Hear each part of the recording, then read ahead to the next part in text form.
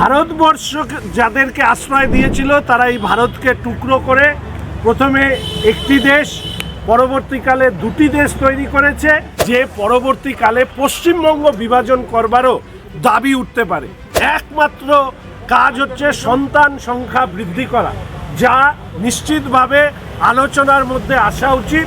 এই ধর্মীয় জনগোষ্ঠীর কাছে আত্মসমর্পণ করে ক্ষমতার প্রয়োজনে প্রথম যাদেরকে বলি দেবে তারা হচ্ছে হিন্দু বাঙালিদের। কেন্দ্রের সরকারের বিরোধিতা করতে গিয়ে তৃণমূল কংগ্রেস দল হিসাবে যেটা করে ফেলেছে সেটা হচ্ছে দেশকে বিরোধিতা করা। প্রতিবেশী রাষ্ট্রে যেভাবে ভারত বিদ্বেষী মনোভাবকে উৎসাহিত করা হয়েছে এটা খুবই দুর্ভাগ্যজনক।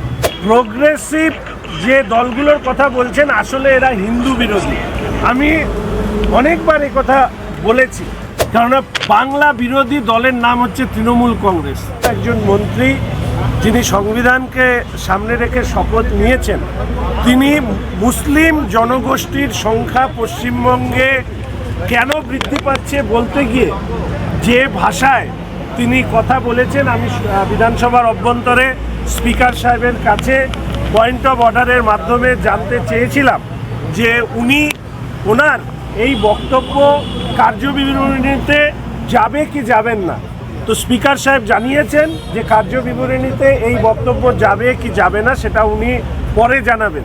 আমরা আশা রাখি যে উনি এই ব্যাপারে তার মন্তব্য বা তার রুলিং তিনি জানাবেন।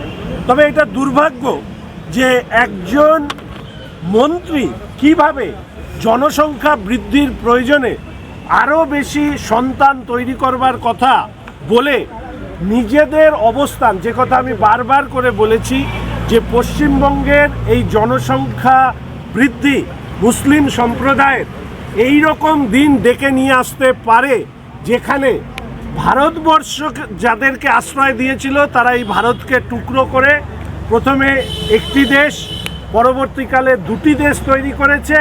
পশ্চিমবঙ্গেও এই মুসলিম সম্প্রদায়ের এই জনসংখ্যা বৃদ্ধির পেছনে মন্ত্রীর মতন একজন গুরুত্বপূর্ণ ব্যক্তিত্ব যখন তিনি এই কথা বলেন, আমি আশঙ্কা করছি, গতকালের আশঙ্কা প্রকাশ করছি আরেকবার, যে পরবর্তীকালে পশ্চিমবঙ্গ বিভাজন করবারও দাবি উঠতে পারে। এটাও আমরা জানি যে অনেক ক্ষেত্রে আমরা শুনেছি যে বিভিন্ন জায়গার থেকে মাইকের মাধ্যমে এনাদেরকে স্বপ্ন দেখানো হয় যে পূর্বতন যে সাম্রাজ্য ওনাদের ধর্মীয়ভাবে তৈরি হয়েছিল সেই সাম্রাজ্যকে প্রতিষ্ঠা করতে হলে একমাত্র কাজ হচ্ছে সন্তান সংখ্যা বৃদ্ধি করা, যা নিশ্চিতভাবে আলোচনার মধ্যে আসা উচিত। মন্ত্রী সিদ্দিকুল্লাহ চৌধুরী তিনি সংবিধান দিবসে সংবিধানের শপথ নিয়ে যে বক্তব্য রেখেছেন, আমি জানি না এই বক্তব্য নিয়ে মানুষের মধ্যে আলোচনা করবার ক্ষেত্র আপনারা প্রস্তুত করতে পারবেন কি পারবেন না। তবে আমার দায়িত্ব ছিল স্পিকার সাহেবের কাছে বিষয়টি তুলে ধরা এবং জনগণের কাছে বিষয়টি রাখা যে একজন মন্ত্রী তিনি সরাসরি বলছে যে আপনারা আমাদের জনসংখ্যা বাড়বে, কারণ আমরা যেটা চাই সেই বলে তিনি যে বক্তব্য রেখেছেন। আমি যেহেতু ভেতরের বক্তব্য আমি বাইরে রাখলাম না, ভেতরে আমি পয়েন্ট অফ অর্ডার তুলে বলে দিয়েছি। আশা রাখি পশ্চিমবঙ্গের জনগণ, বিশেষ করে যে তৃণমূল কংগ্রেসকে সমর্থন করেন বা বামদেরকে যারা সমর্থন করেন, জন্মসূত্রে যারা হিন্দু বাঙালি, তারা নিশ্চিত থাকতে পারেন এই দুটো দল এই ধর্মীয় জনগোষ্ঠীর কাছে আত্মসমর্পণ করে ক্ষমতার প্রয়োজনে প্রথম যাদেরকে বলি দেবে তারা হচ্ছে হিন্দু বাঙালিদের। ফলে সেই হিন্দু বাঙালিদের মধ্যে তৃণমূলেরও যারা সমর্থন করেন কিংবা বামেদেরও যারা সমর্থন করেন তারাও থাকবে। কিন্তু ব্যাপারটা হচ্ছে আপনাদের বলতে হলো স্পিকারকে, যতটা তো আগে থেকে রেকর্ডও করে নেওয়া হলো, এ বিষয়ে স্পিকার এক্সপান্সও করলেন না, আপত্তিও করলেন না, আজকে বলতে হচ্ছে আপনাদের। না, স্পিকার সাহেবের আমরা স্পিকার সাহেবের চেয়ারকে সম্মান করি। এই মুহূর্তে দাঁড়িয়ে আমি ওনার দৃষ্টি আকর্ষণ করেছি, উনি বিষয়টিকে গ্রহণ করেছেন।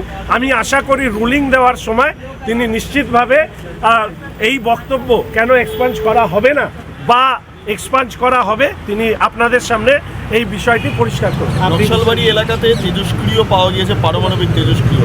যারা গ্রেপ্তার হয়েছে তাদের সঙ্গে তৃণমূলের সরাসরি যোগাযোগ রয়েছে এবং বিআরটিও তথ্য পাচার করে, যার জন্য কর্মসমিতি যিনি তার অধ্যক্ষ তার হাজব্যান্ডও অ্যারেস্ট হয়েছে।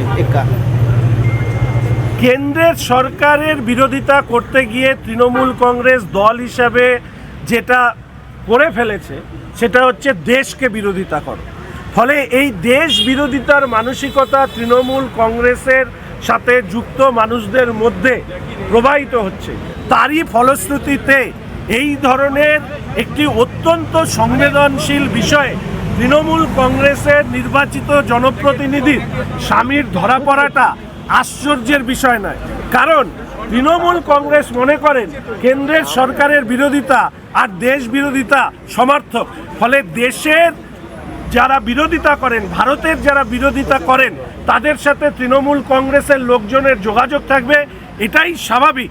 এবং আমি এর অনেক আগেই আশঙ্কা প্রকাশ করেছিলাম যে পশ্চিমবঙ্গ দেশ বিরোধীদের ঘাঁটি করে তোলবার জন্য তৃণমূল কংগ্রেস, তার জনপ্রতিনিধিরা, তার নেতাকর্মীরা এবং তাদের যে প্রশাসন, সেই প্রশাসন যেভাবে সহযোগিতা করছে, ভবিষ্যতে অনেক বড় দুর্ঘটনার সম্মুখীন হতে পারে ভারতবর্ষ দেশ হিসাবে, রাজ্য হিসাবে পশ্চিমবঙ্গ। বলছি, আজকে দেখা গেল যে হুমায়ুন কবির তিনি তার বক্তব্য বলতে গিয়ে শোকজের পরেও একই স্বভাবে তিনি অনড় এবং বলছে কল্যাণ বন্দ্যোপাধ্যায়কে কেন আইন শৃঙ্খলা রক্ষা কমিটির মুখোমুখি হতে হবে না, আমায় কেন হতে হবে, আমি কি গ্রাম থেকে উঠে আসছি সেই কারণে?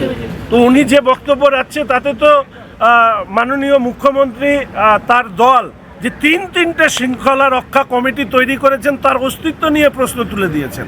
অর্থাৎ এরপরে তো শৃঙ্খলা রক্ষা কমিটির জন্য আরেকটা শৃঙ্খলা রক্ষা কমিটি তৈরি করা হবে কিনা, কারণ ওনারা বলছেন শৃঙ্খলা রাখবেন, অথচ শৃঙ্খলা ভেঙেও যাচ্ছে, অথচ যে শৃঙ্খলা ভাঙছে তার বিরুদ্ধে ব্যবস্থা নেওয়ার মেরুদণ্ড এখন পর্যন্ত মনে হয় কালীঘাটে এসে পৌঁছয়নি। যতদিনে পৌঁছবে ততদিনে এই দলটি সাইনবোর্ডে পরিণত হবে। বলছি আরেকটা বিষয়, যেটা হলো বাংলাদেশের বিভিন্ন বিশ্ববিদ্যালয় বা সরকারি বিভিন্ন জায়গাতে ভারতীয় পতাকা, দেশের পতাকা মানে পেইন্ট করা হচ্ছে যাতে মানুষ তার উপর দিয়ে চলতে ফিরতে পারে। দুর্ভাগ্যজনক। প্রতিবেশী রাষ্ট্রে যেভাবে ভারত বিদ্বেষী মনোভাবকে উৎসাহিত করা হয়েছে, এটা খুবই দুর্ভাগ্যজনক। কেন্দ্রের সরকার আছে, শক্ত পদক্ষেপ নেওয়া হোক, এই দাবি আমরা যেরকম করেছি। পাশাপাশি যেহেতু প্রতিবেশী রাষ্ট্রের বিষয়, আমরা আমাদের সংবিধানের মাঝে থেকেই আমরা আমাদের রাজ্যের মধ্যে যা ধরনের প্রতিবাদ করা প্রয়োজন সেই প্রতিবাদগুলো আমরা সংগঠিত করব। দেশের পতাকার অবমাননা করা একটি প্রতিবেশী রাষ্ট্রের সম্পর্কে পশ্চিমবঙ্গ তথা ভারতবর্ষের মধ্যে যে মনোভাব ফুটে উঠছে, সেই মনোভাবের আশা করি প্রতিফলন কেন্দ্রীয় সরকারের পদক্ষেপের মধ্যে দিয়ে হবে, এটাই আমাদের আশা। চিন্ময় প্রভু সহ 17 জনের ব্যাংক অ্যাকাউন্ট ফ্রিজ করে দেওয়া হয়েছে এবং কোনো অ্যাকাউন্ট ব্যবহার করতে পারছে না, এটা তো একটা ধর্মীয় সংগঠনে তো সমস্যা করছে। দেখুন, অনেকে এটা মনে করছেন বাংলাদেশে যে সরকার চলছে সেই সরকারের কার্যকলাপ নিশ্চিতভাবে প্রশ্নের মুখে সারা পৃথিবীতে প্রশ্নের মুখে পড়েছে। এই প্রসঙ্গে শুধু একটি কথাই বলবো, যেহেতু এটা প্রতিবেশী রাষ্ট্রের বিষয়, কেন্দ্রের সরকার রয়েছে, কেন্দ্রের সরকার প্রতিটি মুহূর্তে এই বিষয় নিয়ে বিবৃতি দেওয়া এবং প্রয়োজনীয় হস্তক্ষেপ করছে। আমি একজন জনপ্রতিনিধি হিসাবে নিশ্চিতভাবে এই ধরনের বিষয়ে আমার বেদনার কথা ব্যক্ত করতে পারি, কিন্তু পদক্ষেপের প্রশ্নে কেন্দ্রের সরকার যে পদক্ষেপ নেবে সেই পদক্ষেপের দিকেই আমরা তাকিয়ে থাকি। এই রাজ্যের প্রোগ্রেসিভ পার্টিগুলো যখন বাংলাদেশ নিয়ে মন্তব্য করছেন, তারা সংখ্যালঘু শব্দটা ব্যবহার করছেন, কিন্তু সংখ্যালঘু হিন্দু এই শব্দটা ব্যবহার করছেন না। হিন্দু শব্দ ব্যবহারে কোথায় আপত্তি? হিন্দু বিরোধী প্রোগ্রেসিভ যে দলগুলোর কথা বলছেন, আসলে এরা হিন্দু বিরোধী। আমি অনেকবার কথা বলেছি যে এরা ধর্মনিরপেক্ষতার মুখোশের আড়ালে ধর্মীয় মৌলবাদ, স্পেসিফিক্যালি মুসলিম মৌলবাদকে এরা প্রশ্রয় দিয়ে গিয়েছে। এবং আমি আপনাদের সামনে বলছি যে 34 বছরের বাম সরকার পশ্চিমবঙ্গে হিন্দু বাঙালিদের নিজেদের যে আচার বিচার তার সম্পর্কে বিদ্রূপ করা শিখিয়েছে। আর তার পাশাপাশি তারা ধর্মে বিশ্বাস করে না, কিন্তু সংখ্যালঘুতে বিশ্বাস করে। তাদেরকে একত্রিত করে আমরা যারা জন্মসূত্রে হিন্দু, তাদেরকে তাদেরকে লাঞ্ছনা করা, বিদ্রূপ করবার মানসিকতা তৈরি করা, এবং তার প্রতিফলন হিসাবে আজকে বিভিন্ন হিন্দু পূজা আচার পদ্ধতির উপরে আক্রমণ চালানো হচ্ছে। গার্ডেন রিচে ধর্মীয় স্থলে, পূজার স্থলে সেখানে স্লোগান শাউটিং করা হয়েছে।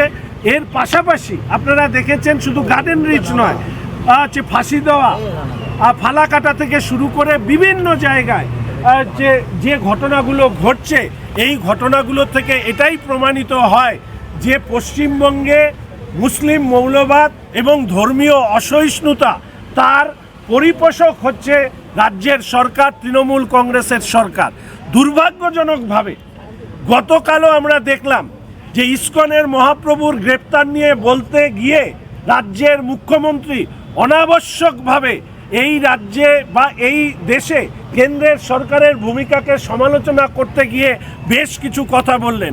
অর্থাৎ হিন্দুদের উপরে আক্রমণ হলে সেই আক্রমণকে কালি গলায় খোলা চোখে নিন্দে করবার মতনও মেরুদণ্ড মুখ্যমন্ত্রীর নেই, কারণ তার সর্বদা ভয় কাজ না করে, দুর্নীতি করে এবং নেতাদের অর্থ কামানোকে যদি মসৃণ রাখতে হয় তাহলে মুসলিম জনগোষ্ঠী এবং তার এই কাজের নিন্দা করা তার পক্ষে সম্ভব নয়। তাই মুখ্যমন্ত্রীর বক্তব্যকেও আমি ব্যক্তিগতভাবে ধিক্কার জানাই। অভিষেক বন্দ্যোপাধ্যায় শান্তির জন্য নোবেল পেয়েছিলেন, ইউনিস মানে যার এতে সরকার চলছে, তো বাংলাদেশে শান্তি পেতে তিনি ব্যর্থ, মানে নোবেলটা পেয়ে দেওয়া উচিত। দেখুন, নোবেল যারা দিয়েছেন তারাই এই ব্যাপারে সিদ্ধান্ত নেবেন। তবে শান্তির জন্য নোবেল পাওয়া ইউনিস এখন অতীত। ক্ষমতার জন্য ইউনিস কি করতে পারে সেটার একটা ছবি সারা বিশ্ব মানুষ দেখছেন, দেশের সরকার আছে, ফলে এই বিষয়ে যা বাকি বক্তব্য নিশ্চিতভাবে দেশের পক্ষ থেকে, সরকারের পক্ষ থেকে দেওয়া। অভিষেক বন্দ্যোপাধ্যায় আগামীকাল একটা কর্মসূচি ডাকবে 30 তারিখে ডায়মন্ড হারবারে ডাক্তার নিয়ে, আবার সেই দিনই তৃণমূলের তরফে ওয়াকফ বিল এবং অপরাজিতা বিল নিয়ে কর্মসূচি, একই দিনে দু জায়গায়। ডায়মন্ড হারবার তাহলে কোন দিকে থাকবে, অভিষেক না মমতার দিকে? বাংলার বিরুদ্ধে, কেননা বাংলা বিরোধী দলের নাম হচ্ছে তৃণমূল কংগ্রেস। তারা নিজেরা স্ক্রিপ্ট রচনা করে এবং স্ক্রিপ্ট রচনা করে মূল আজকের দিনে দাঁড়িয়ে ধর্মীয় অসহিষ্ণুতা যা বাংলাদেশে ফুটে উঠছে, যা এই রাজ্যে প্রকাশ পেয়েছে, সেটা নিয়ে মানুষ যখন চর্চা চাইছে বিভিন্ন দুর্নীতি, তার সাথে তৃণমূল কংগ্রেসের জড়িয়ে যাওয়া নিয়ে, মানুষ যখন চর্চা চাইছে উন্নয়নের বন্ধ হওয়া নিয়ে, তখন কে কোন কর্মসূচি গ্রহণ করছে, যে একই দলের দু ধরনের কর্মসূচি নিয়ে আলোচনা করাটা আসলে সময় নষ্ট করবার একটা অত্যন্ত পরিকল্পিত কৌশল। এই কৌশলে যারা পা দিচ্ছেন বা ফাঁদে যারা পা দিচ্ছেন তারা অন্তত আর যাই হোক পশ্চিমবঙ্গের উন্নয়ন বা পশ্চিমবঙ্গের মানুষের ভালো চান না। মানে যেটা বিপিএল আমাদের এখানে যেটা দেখা গেছিল কমিশনের বিরুদ্ধে, সেই স্লোগানই পাওয়া যাচ্ছে। দেখুন, প্রতিবেশী রাষ্ট্র সম্পর্কে বক্তব্য রাখার জন্য যে জায়গায় আমার থাকা দরকার, আমি মনে করি সেই জায়গায় আমি নেই। যেহেতু আমি একজন জনপ্রতিনিধি, দেশের সরকার আছে, কেন্দ্রের সরকার আছে, এই ধরনের মন্তব্যের প্রেক্ষিতে যা যা ব্যবস্থা নেওয়ার নিশ্চিতভাবে ইসকন ইতিমধ্যেই তারা বেশ কিছু আবেদন করেছেন। আমি আশা রাখি কেন্দ্রের সরকার ইসকনের আবেদনের বিবেচনা করে যা যা পদক্ষেপ নেওয়ার তারা নেবে। বিশেষরূপে তৎপর প্রশাসন, বাংলাদেশ ডেপুটি হাই কমিশনারের সামনে আরও কড়া নিরাপত্তা বাড়ানো হয়েছে। লালবাজার থেকে 1 লক্ষ টাকার আরও উচ্চপদস্থ পুলিশের উচ্চপদস্থ আধিকারিকদের সেখানে মোতায়েন করা হয়েছে। এরপর পরে আবারও সেখানে মিছিল। হিন্দু বিরোধী একটা সরকার এই রাজ্যে চলে, ফলে স্বাভাবিকভাবেই বাংলাদেশের এই ঘটনায় তারা মুখে সমবেদনা ব্যক্ত করলেও এই সমবেদনা কুমিরের কান্না বলেই অনেকে মনে করেন, ফলে তাদের যা যা করা দরকার তারা তাই করছে। বাংলা হান্টের আরও খবর দেখতে নজর রাখুন। বাংলা খবর মানেই বাংলা হান্ট।